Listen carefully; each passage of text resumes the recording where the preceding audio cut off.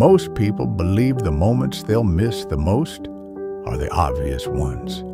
A graduation, a wedding, the day they moved into their first home. But life has a curious way of proving us wrong. Years from now, the moments you'll find yourself longing for won't be the grand celebrations. They'll be the ones that felt too ordinary to remember. Your father's voice calling your name from another room, your mother asking if you've eaten, a friend waiting outside your house, impatiently ringing the doorbell, a dinner table where everyone was still there. At the time, they were just another Tuesday. You never thought they were becoming memories. You never thought they could quietly disappear. Memory is strange that way. It doesn't always keep the days we thought were important. Sometimes it saves the smell of your grandmother's kitchen, the sound of a ceiling fan on a hot summer afternoon, the way sunlight entered your bedroom every winter morning. Tiny things you never chose to remember, yet somehow they refuse to leave. I've often wondered why. Perhaps because those ordinary moments were never ordinary at all. We simply didn't know it yet. There was a small tea shop I used to visit many years ago. Nothing remarkable about it. Old wooden chairs, a cracked window, a kettle that whistled louder than it should have. Every evening, the owner would greet me with the same tired smile. He never asked about success, never asked about money. Only one question. The usual? And every evening, I'd nod. For years, I believed I was only stopping there for tea. It wasn't until the shop closed forever that I realized I had been going there for something else, for familiarity, for routine, for the comforting feeling that some small part of life would still be waiting for me tomorrow. But one evening, tomorrow never came. The chairs disappeared. The kettle fell silent. Someone else painted over the old sign.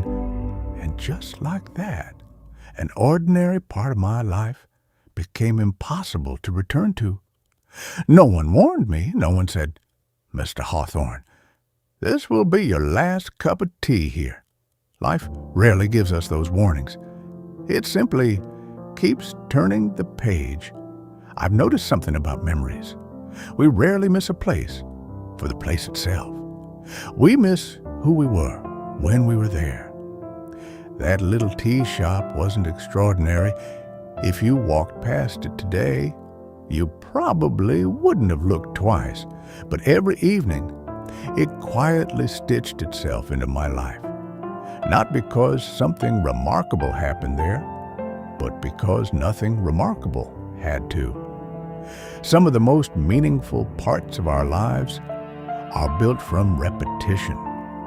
The walk home from school, Sunday lunches that always started a little late, the sound of someone unlocking the front door at exactly the same time every evening. You never stop to appreciate those moments because your heart believes they'll happen again tomorrow, and tomorrow, and the day after that, until one day, without permission, they don't. There comes a strange age in life when the number of firsts begins to shrink and the number of lasts quietly grows. The last family vacation before everyone became too busy. The last time your childhood bedroom truly felt like home. The last evening when your closest friends were all in the same city. No one announced them, no music played, no curtain fell. Life simply kept moving while quietly closing chapters behind you. And perhaps that's why we miss them so deeply. Not because they ended, but because we never had the chance to notice they were ending. A few months ago, I found an old house key in my drawer. The house no longer belongs to my family. The lock it once opened probably doesn't even exist anymore. Yet for a long moment, I couldn't throw it away. because it wasn't a key anymore. It had become proof that another version of my life had once been real. Perhaps you've kept something like that too. An old ticket, a school notebook, a shirt you never wear.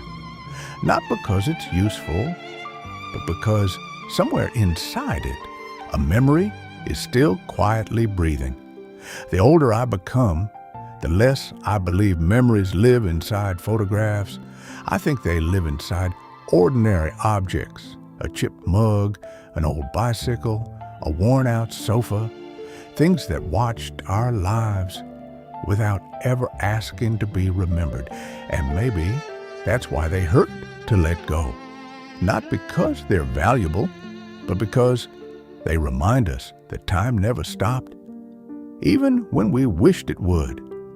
For a long time, I believed memories were something we carried. Now, I think they carry us. Perhaps that's why a familiar smell can take us back 20 years. Why hearing an old song can make us feel like someone we haven't been in decades. Or why an ordinary street can suddenly feel impossibly heavy, not because the street changed, because we did. When we're young, we imagine life will be remembered through its milestones, the promotions, the celebrations, the achievements. But ask anyone who's lived long enough, and they'll tell you something different.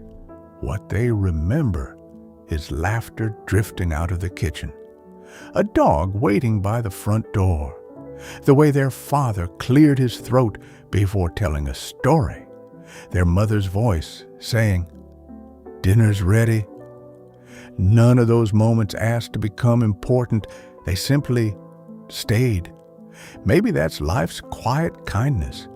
If we knew every ordinary moment was the last, we would spend our lives trying to hold on to everything. Instead, life lets us live it first and understand it later.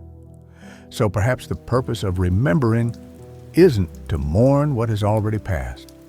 It's to remind us that today's ordinary moments are quietly becoming tomorrow's memories. The cup of tea beside you, the friend who always calls at the wrong time, the sound of someone walking through your front door this evening. One day, you may wish for just 5 more minutes with those moments, and today, you still have them. Before I leave, I'd like to ask you for something. Not tomorrow, not next week. Today, when someone you love speaks to you, linger a little longer. When your family sits together, put your phone aside for a while.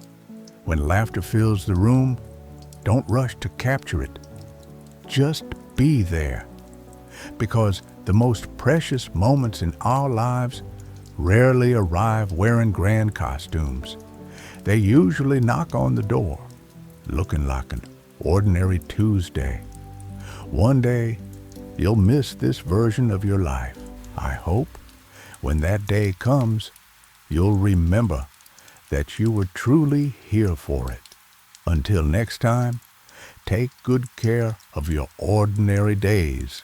They're far more extraordinary than they let on.